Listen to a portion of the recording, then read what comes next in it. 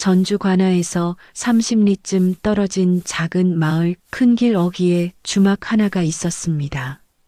주막 처마는 세월에 낡아 군데군데 이끼가 끼었고 기둥은 비바람에 색이 바랬지요. 그래도 주인 심씨는 매일 아침 마당을 쓸고 물을 뿌리며 하루를 시작했습니다. 심씨는 30을 조금 넘긴 과부였습니다. 남편은 3년 전 역병으로 세상을 떠났고 자식도 없이 혼자 남았지요. 주막을 물려받았지만 손님은 드물었고 빚만 조금씩 늘어갔습니다. 그래도 심씨는 매일 장작불을 지피고 술을 데우며 혹시 모를 손님을 기다렸지요. 심씨댁 오늘도 손님 없구만. 지나가는 장돌뱅이가 비웃듯 말을 던졌지만 심씨는 고개만 살짝 숙이고 대꾸하지 않았습니다.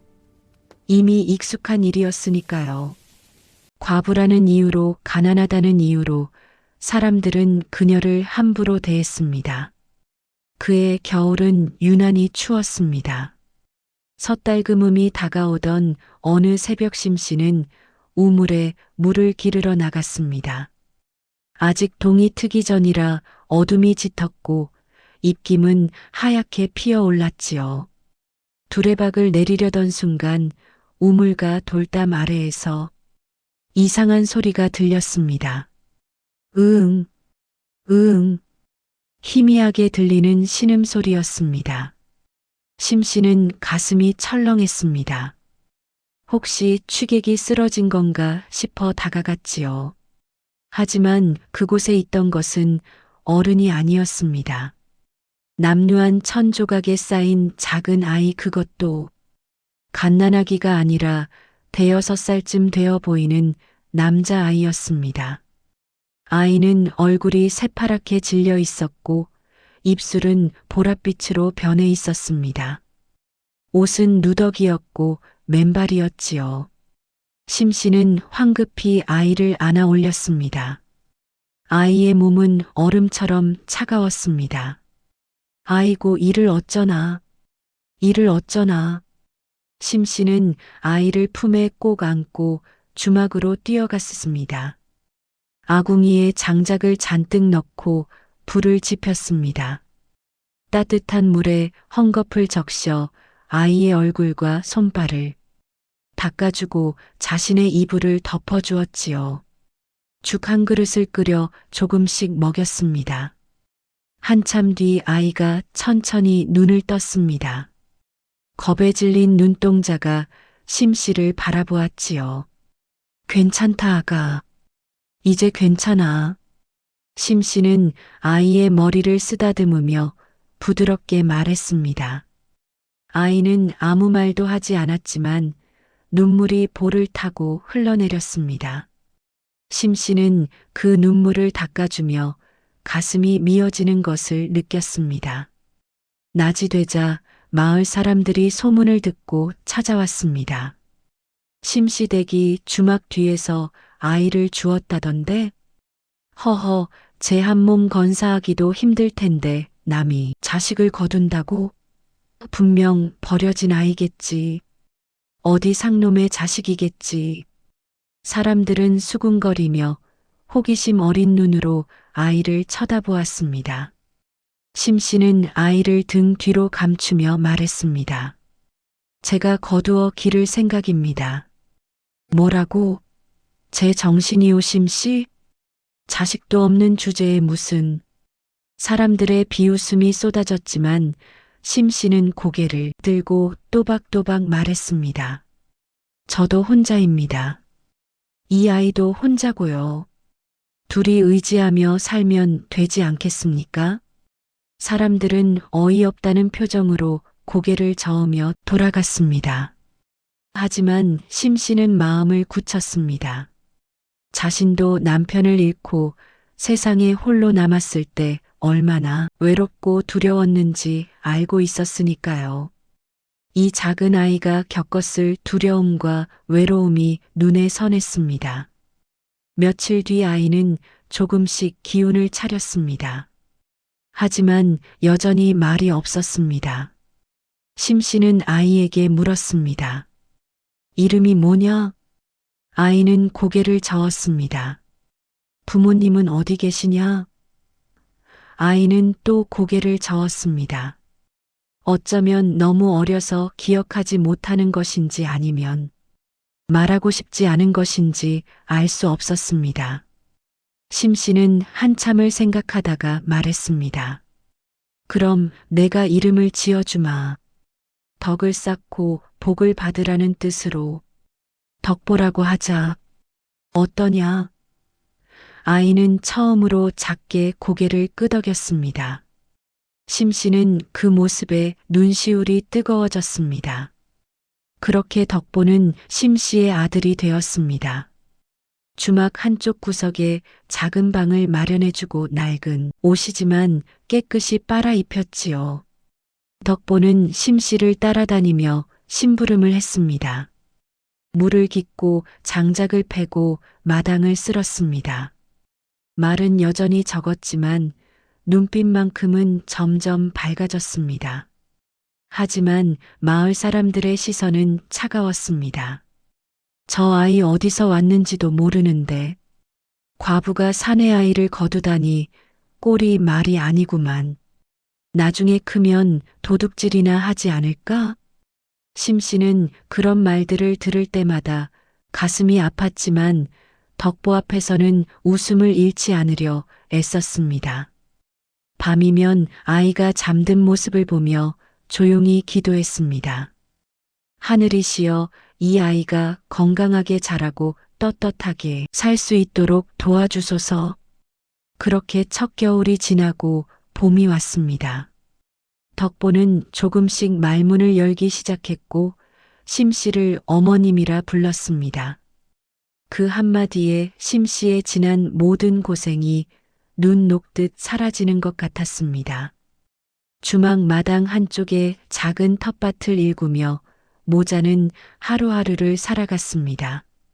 앞으로 어떤 일이 일어날지, 어떤 어려움이 기다리고 있을지 알 수 없었지만 둘은 서로가 있다는 사실만으로 충분했습니다.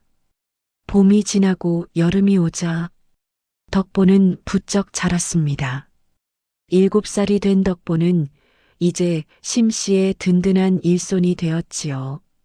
새벽이면 우물에서 물을 길어오고 주막 마당을 쓸고 손님이 오면 상을 나르기도 했습니다. 어느 날 심 씨는 덕보가 마당 흙바닥에 나뭇가지로 무언가를 그리고 있는 것을 발견했습니다. 가까이 다가가 보니 그것은 그림이 아니라 글자였습니다. 비록 삐뚤빼뚤했지만 분명 하늘 천땅지 같은 천자문의 글자들이었지요. 덕보야, 이 글자를 어디서 배웠느냐? 덕보는 수줍게 대답했습니다. 지난번에 주막에 오신 선비님께서 종이에 글씨를 쓰시는 걸 봤습니다. 그게 신기해서 외워두었어요. 심 씨는 깜짝 놀랐습니다. 한번 본 것을 기억하여 흉내낼 수 있다니 보통 아이가 아니었습니다. 심 씨는 그날부터 장터에 나갈 때마다 헌책이나 종이 쪼가리를 구해왔습니다. 돈이 없어 새 책을 살 수는 없었지만 찢어진 천자문 한 권을 구할 수 있었지요. 덕보야, 이걸 가지고 글을 익혀보렴. 덕보의 눈이 반짝였습니다. 그날부터 덕보는 틈만 나면 천자문을 들여다보며 글자를 익혔습니다. 심 씨가 글을 가르칠 수는 없었지만 덕보는 스스로 글자를 깨우쳐갔습니다. 마치 물이 스며들듯 글자들이 덕보의 머릿속으로 들어갔지요. 가을이 되자 마을 훈장방 영감이 주막에 들렀습니다. 술 한 잔을 청하며 주변을 둘러보던 박 영감은 마루 한쪽에 앉아 글을 쓰고 있는 덕보를 발견했습니다. 저 아이가 글을 아는가? 심 씨가 조심스럽게 대답했습니다. 예, 영감마님. 제 아들놈이 글에 재주가 있는 것 같습니다. 박 영감은 덕보를 불러 글씨를 보았습니다. 비록 붓글씨는 아니었지만 나뭇가지로 쓴 글씨치고는 획이 똑바로 있었고 글자의 균형도 나쁘지 않았습니다. 이 아이 글재주가 있구나. 누가 가르쳤느냐? 소희는 글을 모릅니다. 아이 스스로 익힌 것입니다. 박 영감은 턱을 쓰다듬으며 한참을 생각하더니 말했습니다. 내 서당에 보내면 어떻겠는가? 재주가 아까워 보이는구나. 심씨의 얼굴에 잠시 기쁨이 떠올랐지만 곧 어두워졌습니다. 영감마님 소희는 가난하여 서당 속수전을 낼 형편이 못 됩니다. 박 영감은 고개를 끄덕이며 일어섰습니다. 그렇다면 어쩔 수 없지. 하지만 재주가 아깝구나. 박 영감이 돌아간 뒤 심씨는 밤새 잠을 이루지 못했습니다. 덕보의 재주를 알아본 이상 그냥 묻어둘 수는 없었습니다. 며칠을 고민하던 심씨는 마침내 결심했습니다. 주막 뒤편 작은 텃밭에 묻어두었던 돈주머니를 꺼냈지요. 그것은 남편이 남긴 마지막 재산이자 자신의 장례비로 모아둔 돈이었습니다. 이 돈으로 덕보를 서당에 보내야겠구나. 다음 날 심씨는 덕보를 데리고 박 영감을 차 나갔습니다. 영감마님 부디 제 아들을 받아주십시오. 속수전은 이것으로 드리겠습니다. 심씨가 내민 돈은 많지 않았지만 박 영감은 그 돈의 무게를 알았습니다. 과부가 모은 그 돈이 얼마나 소중한 것인지 말이지요. 알겠소. 이 아이를 가르치겠소. 그렇게 덕보는 서당에 다니기 시작했습니다. 하지만 서당의 다른 아이들은 달랐습니다. 모두 양반집 자제들이거나 부유한 상인의 아들들이었지요. 덕보는 주막집 아들, 그것도 어디서 왔는지 모르는 주운 자식이라는 소문이 퍼져 있었습니다. 야, 넌 진짜 부모가 누군지도 모른다며? 주막집 아들이 무슨 글을 배워? 술이나 팔아야지. 아이들의 놀림이 이어졌지만 덕보는 꾹 참았습니다. 대신 더욱 열심히 글을 익혔지요. 천자문을 떼고 동몽선습을 익히고 소학을 읽기 시작했습니다. 박 영감은 덕보의 총명함에 감탄했습니다. 이 아이는 한번 가르치면 열을 아는구나. 하지만 아이들의 놀림은 계속되었습니다. 어느 날 서당이 끝나고 돌아가는 길에 양반집 아들 몇몇이 덕보를 둘러쌌습니다. 야, 덕보, 내 어미가 과부라며? 그것도 주막집 과부? 내 진짜 부모는 너를 버렸잖아. 넌 필요 없는 자식이었던 거야. 덕보는 주먹을 불끈 쥐었지만 싸우지 않았습니다.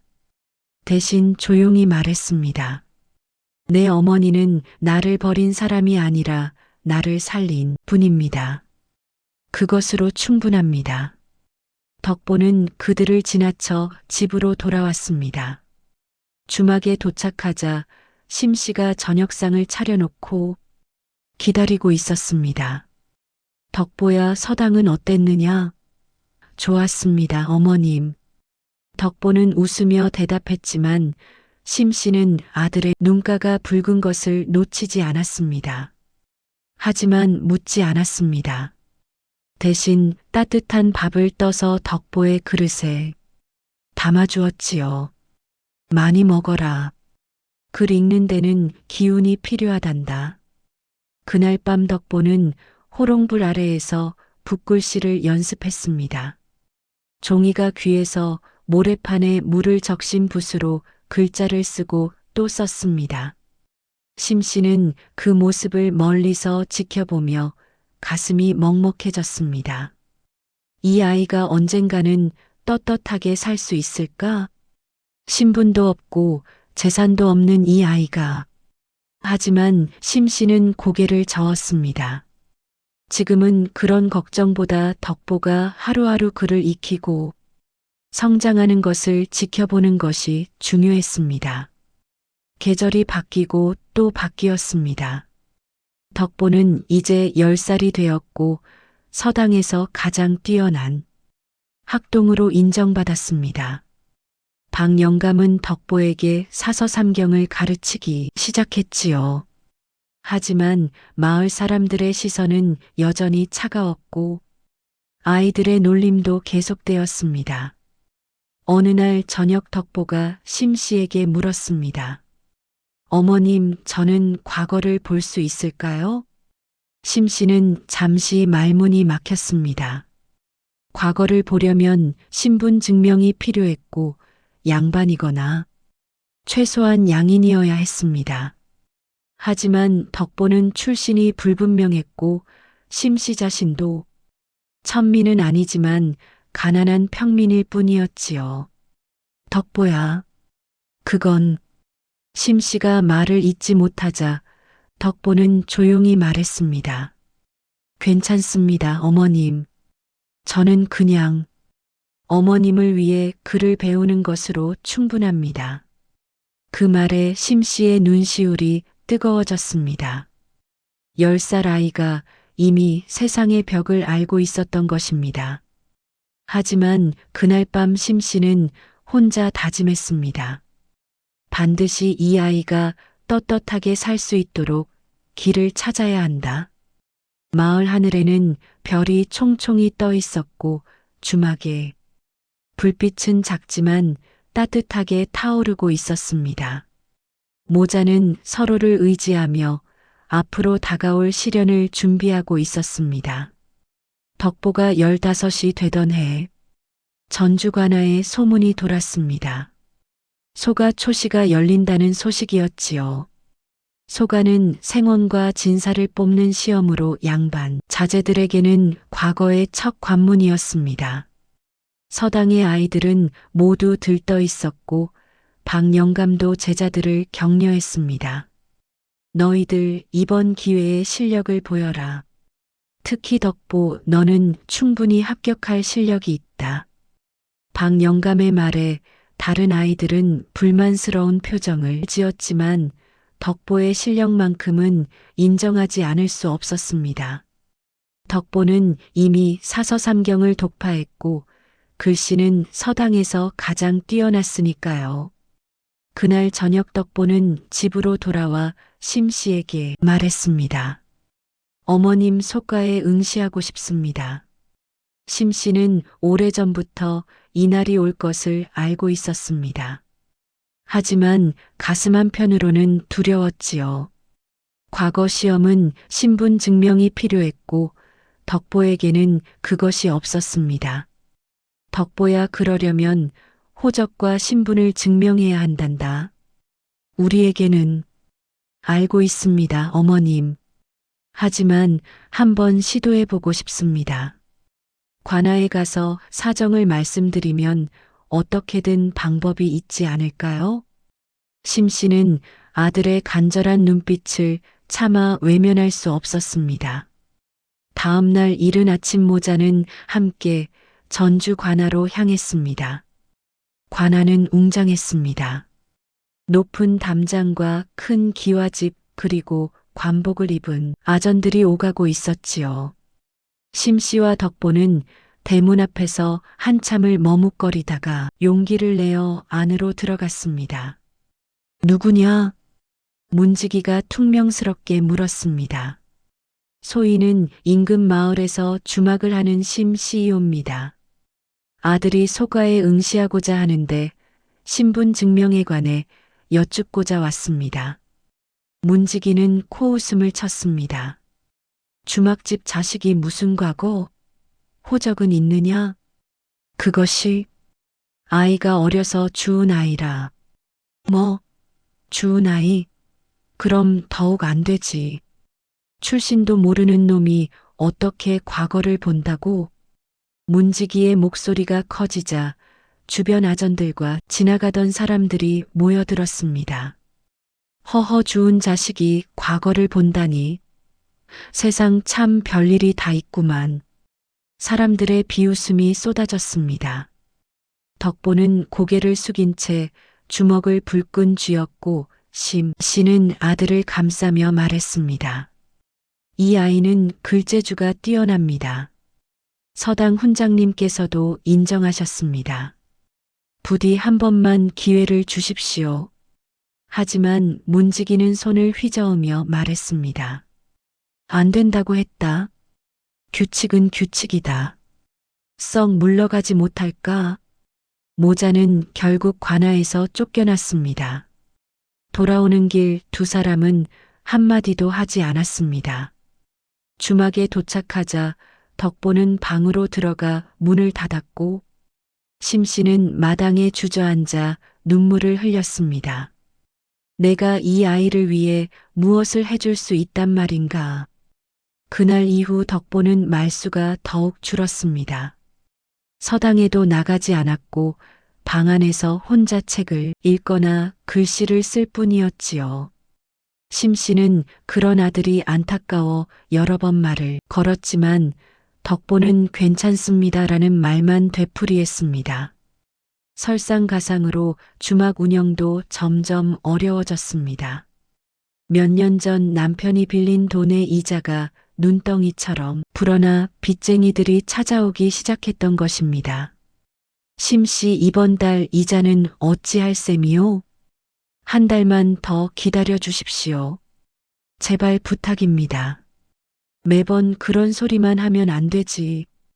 이번에 갚지 못하면 이 주막을 넘겨받겠소. 빚쟁이들이 돌아간 뒤 심씨는 두 손으로 얼굴을 감쌌습니다.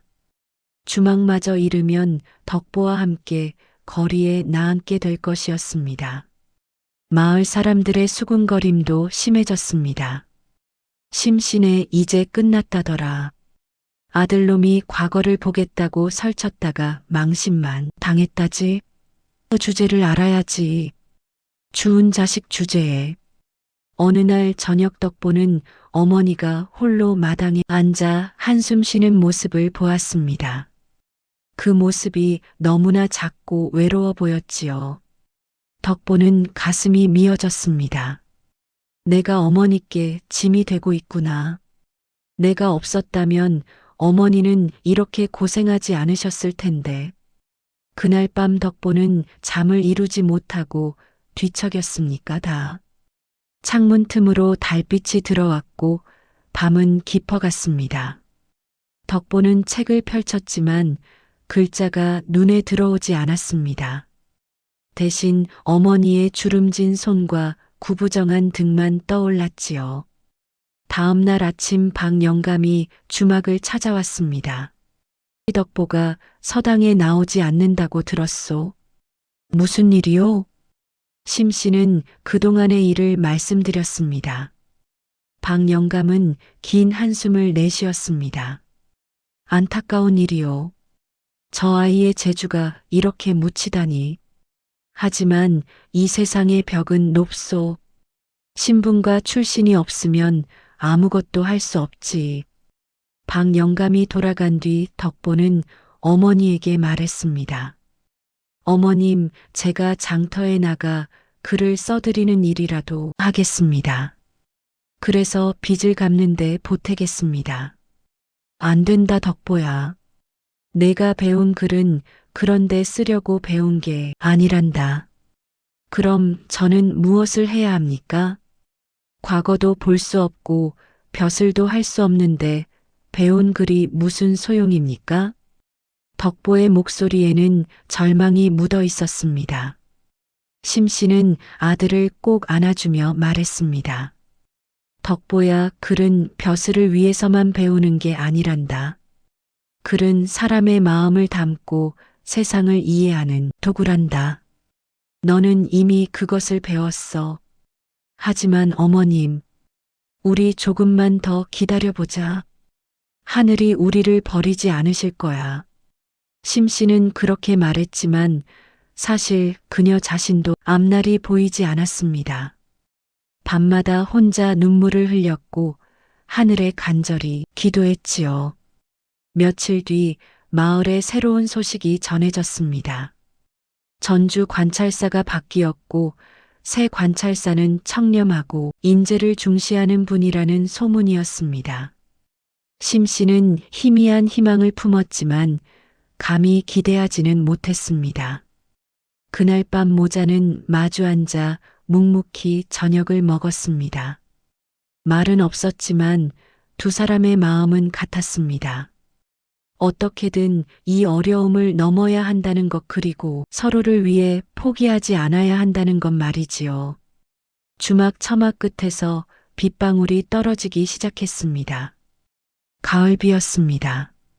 덕보는 창밖을 바라보며 생각했습니다. 언젠가는 기회가 올 것이다.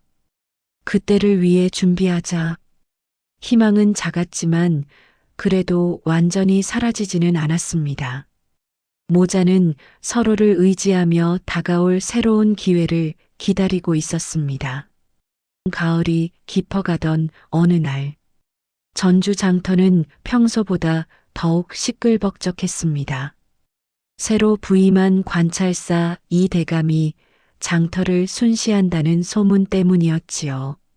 사람들은 모두 길가에 나와 관찰사의 행차를 구경했습니다. 심 씨도 장에 나갔다가 그 행렬을 보게 되었습니다. 말을 탄 관리들과 군졸들이 지나갔고 그 가운데 관복을 단정히 입은 이 대감이 지나갔습니다. 백성들을 바라보는 그의 눈빛은 다른 관리들과 달리 온화했지요. 며칠 뒤 관아에서 방이 나붙었습니다. 내용은 이러했습니다. 본 관찰사는 이 고을의 인재를 찾고자 한다. 신분과 출신을 묻지 않으니 글재주가 있는 자는 보름 뒤 관아에 모여 글짓기 시험에 응하라. 우수한 자에게는 상을 내리고 관아의 일을 맡길 것이다. 이 소식은 삽시간에 마을 전체로 퍼졌습니다. 사람들은 수군거렸습니다. 신분을 묻지 않는다니 정말인가? 양반 나리들이 어찌 상놈과 같이 시험을 보겠는가? 그래도 그를 아는 자는 많지 않으니 기회는 적겠지. 심 씨는 이 소식을 듣고 급히 집으로 돌아왔습니다. 덕보는 마당에서 장작을 패고 있었지요. 덕보야, 큰일이다. 무슨 일이십니까, 어머님? 심 씨는 숨을 고르며 관아의 방문 내용을 전했습니다. 덕보의 눈이 반짝였습니다. 정말입니까?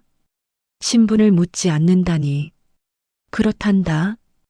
이건 하늘이 주신 기회야. 너는 반드시 응시해야 한다. 하지만 덕보는 잠시 망설였습니다. 얼마 전 관아에서 당했던 모욕이 떠올랐기 때문이지요. 심 씨는 아들의 손을 꼭 잡으며 말했습니다. 덕보야, 이번엔 다르단다. 새 관찰사께서 친히 방을 내리셨어. 이번 기회를 놓치면 안 된다. 덕보는 어머니의 간절한 눈빛을 보며 고개를 끄덕였습니다. 알겠습니다, 어머님. 제가 최선을 다하겠습니다. 그날부터 덕보는 밤낮으로 글 공부에 매진했습니다.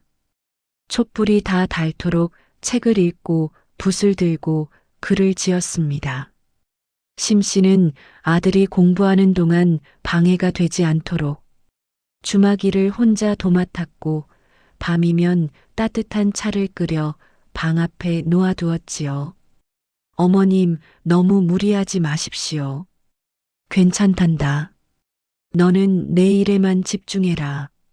하지만 마을 사람들의 반응은 차가웠습니다. 덕보가 또 글짓기 시험에 나선다지. 저번에도 관아에서 쫓겨났으면서 또 망신당하러 가는구만. 주제를 알아야지. 신분을 묻지 않는다고 해도 상놈이 양반을 이길 수 있겠어? 서당의 양반집 자제들도 모두 응시를 준비하고 있었습니다. 그들은 덕보를 보며 비웃었지요. 덕보, 너도 시험 본다며? 우리와 경쟁하겠다는 거냐? 내가 아무리 잘 써봤자 소용없어. 관찰사 나리도 결국 양반을 선택하실 거야. 덕보는 그들의 말을 무시하고 묵묵히 준비했습니다. 박 영감은 덕보를 불러 따로 조언했습니다. 덕보야, 이번 시험의 주제는 아마 효나충처럼 보편적인 덕목일 것이다. 하지만 중요한 것은 단순히 이론을 늘어놓는 게 아니라 내 진심을 담는 것이란다. 진심을 담는다는 것이 무엇입니까? 영감마님? 내가 살아온 이야기, 내가 느낀 감정을 글로 옮기는 것이지. 그것이 진정한 글이란다. 박 영감의 말을 듣고 덕보는 깊이 생각에 잠겼습니다. 자신이 살아온 이야기라면 그것은 바로 어머니와의 이야기였습니다. 드디어 시험날이 왔습니다. 이른 아침 심씨는 덕보의 옷을 정성껏 빨아 입혔습니다. 비록 낡았지만 깨끗했고 단정했지요. 덕보야, 긴장하지 말고 내가 배운 것을 다 보여주렴. 예, 어머님. 어머님을 위해 최선을 다하겠습니다. 모자는 함께 관아로 향했습니다. 관아 마당에는 이미 수십 명의 응시자들이 모여 있었습니다. 대부분 양반집 자제들이었고 비단옷을 입은 이들도 많았지요. 덕보의 낡은 옷이 유난히 눈에 띄었습니다. 곧 관리가 나와 시험 규칙을 설명했습니다. 오늘 주제는 효이다. 한 시즌 안에 글을 완성하여 제출하라. 응시자들은 각자 자리에 앉았고 종이와 붓이나 누워졌습니다. 덕보는 붓을 들고 잠시 눈을 감았습니다. 그리고 떠올렸습니다. 우물가에서 자신을 안아 올렸던 어머니의 따뜻한 품을 주막에서 밤늦도록 일하시는 어머니의 뒷모습을, 자신을 위해 마지막 재산까지 털어 서당에 보내주셨던 그 손을. 덕보는 붓을 움직였습니다. 글자가 종이 위에 흘러내렸습니다. 혈한 피로 이어진 인연에만 있는 것이 아니라 마음으로 이어진 사랑에 있습니다. 저를 낳아주신 부모는 저를 버렸지만 저를 키워주신 어머니는 당신의 모든 것을 주셨습니다. 추운 겨울 얼어 죽어가던 저를 품에 안고 가난 속에서도 그를 가르쳐 주셨습니다. 이것이 진정한 부모의 사랑이며 이에 보답하는 것이 진정한 효입니다. 덕보의 글은 계속 이어졌습니다. 화려한 문장이나 어려운 한자는 없었지만 진심이 담겨 있었습니다. 한 시즌이 흐른 뒤 모든 응시자가 글을 제출했습니다. 이 대감은 친히 글들을 하나하나 읽었습니다. 대부분의 글은 유교 경전의 문구를 인용하거나 역사 속 효자의 이야기를 늘어놓은 것이었지요. 하지만 덕보의 글은 달랐습니다. 이 대감은 덕보의 글을 읽으며 눈시울이 붉어졌습니다. 그 글에는 책에서 배운 지식이 아니라 삶에서 우러나온 진실이 담겨 있었던 것입니다. 이 글을 쓴 사람은 누구냐? 덕보가 앞으로 나섰습니다. 이 대감은 덕보의 낡은 옷과 거친 손을 보았습니다. 내 이름은 무엇이냐? 덕보라고 하옵니다. 이 글에 쓴 이야기가 사실이냐? 예, 대감마님. 모두 소인이 겪은 일입니다. 이 대감은 고개를 끄덕이며 잠시 생각에 잠겼습니다. 그리고 선언했습니다. 오늘 시험의 우승자는 덕보이다. 마당이 술렁였습니다. 양반집 자제들은 믿을 수 없다는 표정이었고 관리들도 놀란 눈빛이었지요. 하지만 이 대감의 결정은 확고했습니다. 진정한 효는 책이 아니라 삶에서 나온다. 이 글이 그것을 증명했다. 덕보는 무릎을 꿇고 큰 절을 올렸습니다. 마당 밖에서 지켜보던 심 씨는 눈물을 흘리며 하늘에 감사했습니다. 그날 이후 덕보의 삶은 조금씩 변하기 시작했습니다. 그리고 더 큰 변화가 앞에 기다리고 있었습니다. 시험이 끝난 며칠 뒤 관아에서 심부름꾼이 주막을 찾아왔습니다. 덕보는 있는가? 관찰사 대감께서 부르신다. 덕보와 심 씨는 다시 관아로 향했습니다. 이번에는 두려움이 아니라 기대감이 있었지요. 관아 사랑채로 안내된 덕보 앞에 이 대감이 앉아 계셨습니다. 앉거라 덕보. 황송하옵니다 대감마님. 이 대감은 차 한 잔을 따라주며 말을 이었습니다. 너의 글을 읽고 깊이 감동하였다. 책에서 배운 지식이 아니라 삶에서 우러나온 진실이었다. 그런 사람이 이 고을에 필요하다. 과찬이옵니다. 나는 너를 관아의 서기로 삼고자 한다. 여러 문서를 정리하고 백성들의 민원을 기록하는 일을 맡기겠다. 받아들이겠느냐? 덕보는 믿을 수 없었습니다. 신분도 없고 출신도 불분명한 자신이 관아의 서기가 된다니 꿈만 같았습니다. 대감마님 소인은 신분은 중요치 않다. 내가 보는 것은 사람의 마음과 실력이다. 너는 그것을 증명했다. 덕보는 눈물을 글썽이며 큰 절을 올렸습니다. 은혜에 감사드리옵니다. 반드시 충성을 다하겠습니다. 이 대감은 미소를 지으며 고개를 끄덕였습니다. 그리고 한 가지를 더 말했습니다. 그리고 너의 어머니 심씨 부인에게도 정려를 내리겠다. 정려라 하시면 효자를 키운 어머니를 포상하는 것이다. 마을 입구에 정려비를 세우고 심씨 부인의 이름을 새길 것이다. 이제 온 고을 사람들이 그분의 헌신을 알게 될 것이다. 덕보는 더 이상 말을 잇지 못하고 눈물만 흘렸습니다. 밖에서 기다리던 심씨에게 관리가 소식을 전하자 심씨도 그 자리에 주저앉아 울었습니다. 기쁨의 눈물이었습니다. 며칠 뒤 덕보는 관아에 출근하기 시작했습니다. 처음에는 서툴렀지만 성실하게 일했습니다. 문서를 정리하고 백성들의 민원을 듣고 기록했지요. 백성들은 덕보의 따뜻한 태도에 감탄했습니다. 저 서기는 우리 같은 백성의 마음을 아는구나. 그럴 수밖에. 자신도 가난하게 자랐다지 않나. 덕보는 자신이 겪었던 어려움을 떠올리며 백성들을 더욱 세심하게 대했습니다. 그를 모르는 이들을 위해 친절히 설명했고 억울한 일을 당한 이들의 사정을 꼼꼼히 기록했지요. 이 대감은 덕보의 일처리를 보며 만족스러워했습니다. 한편 주막도 조금씩 안정되었습니다.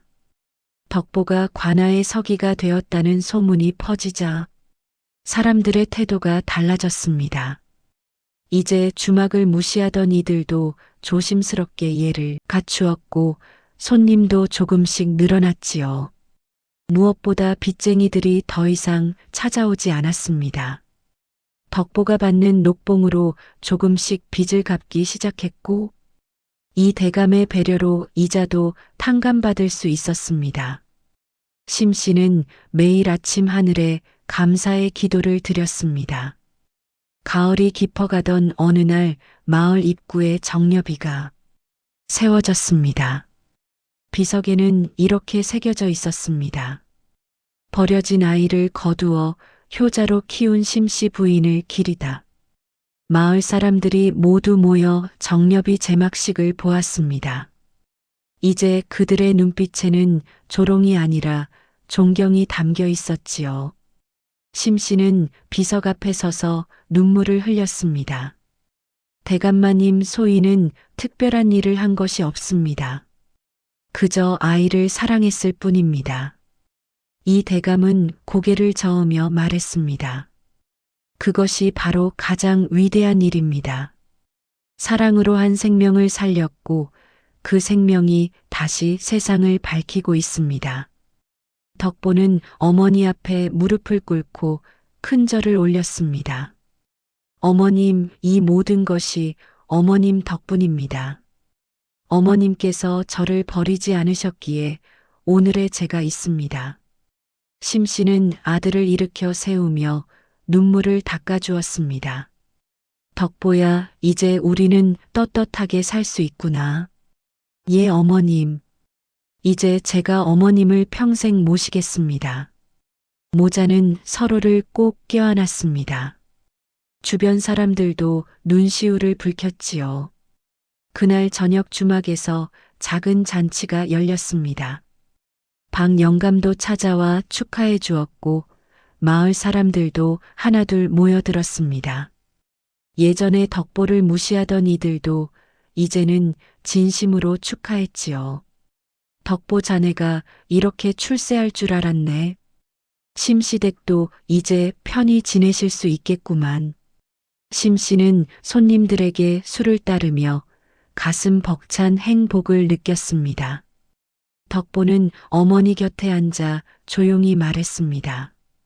어머님, 언젠가 제가 더 높은 벼슬에 오르면 어머님께 큰 집을 지어드리겠습니다. 그런 것은 필요 없단다.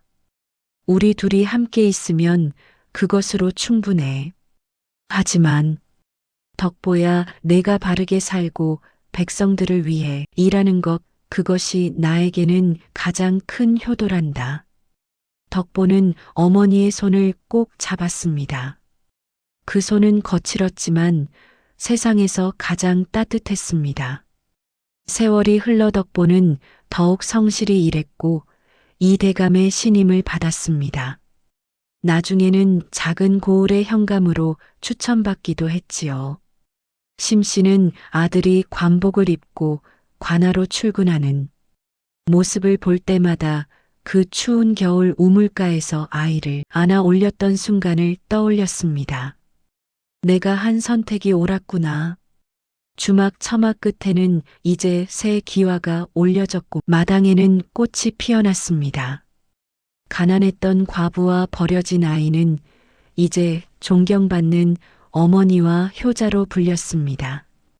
어느 봄날 덕보와 심씨는 함께 정렵이 앞에 섰습니다. 벚꽃이 바람에 흩날리고 있었지요. 어머님 행복하십니까? 그럼 이보다 더 행복할 수 없단다. 두 사람은 손을 맞잡고 비석을 바라보았습니다. 그 비석에는 사랑과 헌신의 이야기가 새겨져 있었고 그 이야기는 마을 사람들에게 대대로 전해질 것입니다. 진정한 가족은 피가 아니라 사랑으로 만들어지며 그 사랑에 보답하는 효심은 어떤 시련도 이겨낼 수 있다는 진리를 남기며 이 이야기는 훗날까지 사람들의 가슴 속에 따뜻한 울림으로 남았습니다. 세상에서 가장 위대한 것은 화려한 신분이 아니라 한 사람이 다른 사람에게 베푸는 진심 어린 사랑입니다.